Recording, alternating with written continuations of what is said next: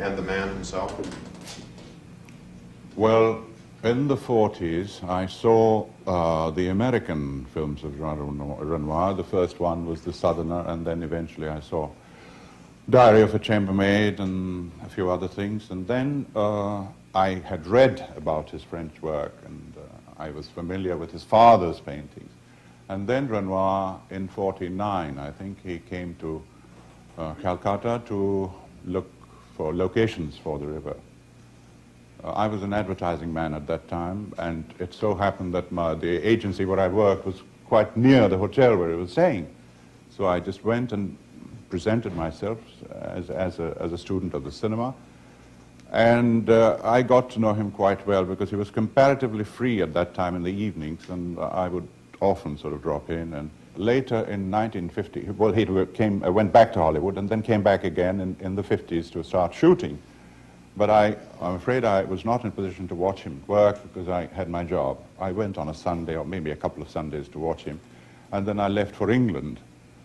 And it was in England that I first saw Renoir's French films, La Règle de Jeu and Partie du Campagne and all the rest of them.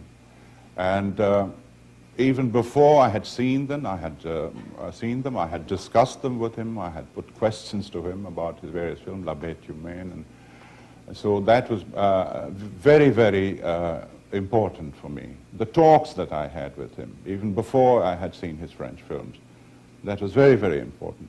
There's one social comment that you make in all the films that I've seen that you've done, and I'm wondering if it has any effect on the Indian people and what kind of effect, if it does. And that is the vision of the wife or woman as servant. Is anything happening in India right now as far as that cultural tradition? Well, obviously a lot has happened. There's a tremendous lot of emancipation, and part of that is the theme of Mahanagar, the big city, which is my middle 60s film. The film deals entirely with that aspect. A wife who would normally be just a housewife suddenly is faced with a situation where she has to go out and find a job to support her husband's income because they are not earning. I mean, they have to, just make both ends meet.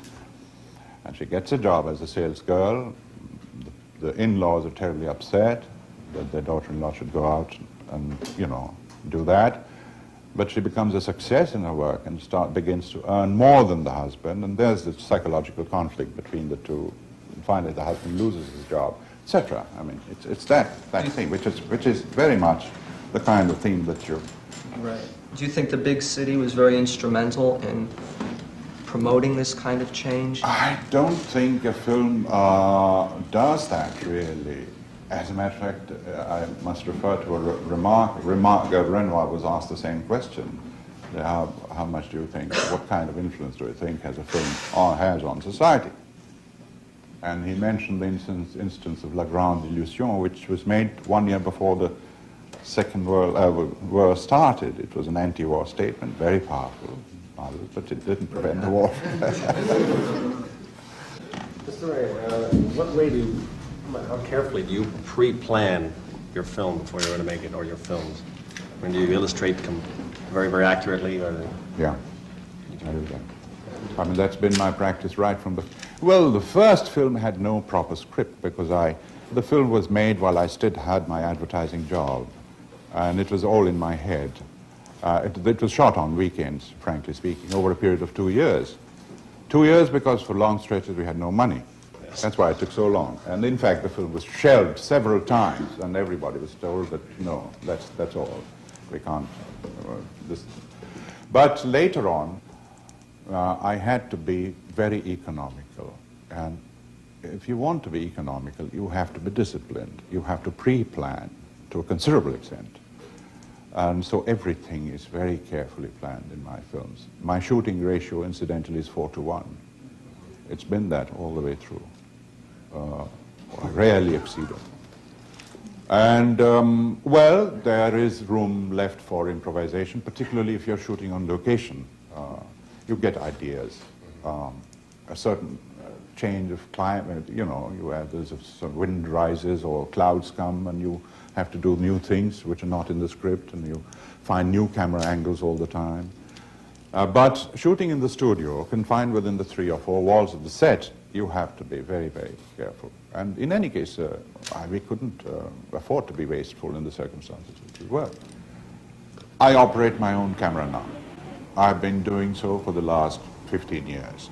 Not that I have no trust in my cameraman's operational abilities, but I feel that ever since we've been using an Ariflex, that is the best position to judge the acting from, is through the lens. And also, I noticed that working with non-professionals, they are happier if they don't see my face while I'm directing. I'm not sort of staring at them like that, and, you know. So they are happier, they feel more relaxed. And I enjoy operating, but I have a lighting cameraman. And of course, nothing, it's all done through discussions. And now I'm using a second cameraman. I started with one cameraman, Subrata Mitra, who was a beginner at that time. He was 21 when he shot the first film. Never handled a movie camera in his life. But I had to have a new cameraman because all the professionals said that you can't shoot in rain and you can't shoot out of doors, the light keeps changing, the sun goes down too fast, etc. So I had to have a new cameraman, and we decided on certain basic things. We were great admirers, both of us were great admirers of Cartier-Bresson, and we believed in available light. And we aimed at simulating available light in the studio by using bounce lights. And this is interesting because, well, this didn't happen with the first film, but with the second film, when we had to shoot interiors in the studio, supposedly houses in Benares, where there was a central courtyard with no roof on top, and the light all came from the sky, and it was a kind of top lighting, shadowless, that we started using bounce lighting with cloth stretched over, and the lights bounced back from those. And we had also had boards, framed white pieces of white cloth, large, enormous things, and bounced back from that. Except for night scenes where there is a source of light established and you follow that source as much as possible. If it's candle, if it's lantern, if it's electric light, you follow the source. It simplifies things, you know. And later, well, I think about 7 or 8 years after that, I read an article in the American Cinematographer written by Sven Nykvist, saying this was at the time of Through a Glass Darkly, I think, that they had invented bounce lighting.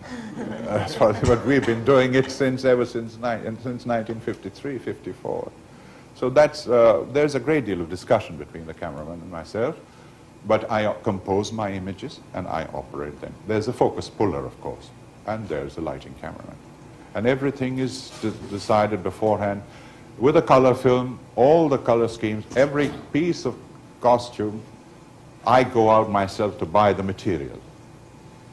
And my scripts are all in visual forms. They're not sort of written documents which can be duplicated and handed out to the various members of the crew. They're just little sketches, frame sketches with directions down on the right-hand side and little notes on dialogue and camera movements. Because I don't think it's a literary medium anyway. Why waste words? Why try? Because if it's only when the question of publication comes that you have to devise a kind of part novel, part drama form. How has censorship affected your films? Not to any serious extent. There was, because I have more or less been oblique in my statements, even on human relationship. We can't afford to be too permissive, you know. In any case, we know we cannot, and I'm not particularly anxious to be too permissive, because I think that there has to be some room left for suggestion and obliqueness. But there is, I believe, a strong political censorship. There is a censorship of violence. I mean, there's a lot of fighting in the new commercial cinema, but there's no blood shown. Apparently, you're free. You're free to show a lot of bashing about, but if you show ketchup, then you're in for it. What are some of the current favorites in India right now from American films? Current, not history. Well, Godfather had a tremendous success. I'm sure Star Wars is going to be a tremendous success. Jaws will be a tremendous. Exorcist is playing in Calcutta now for the last 3 months when I left. Well, it's the same as here. It's a kind of standard sort of rubber stamp reaction.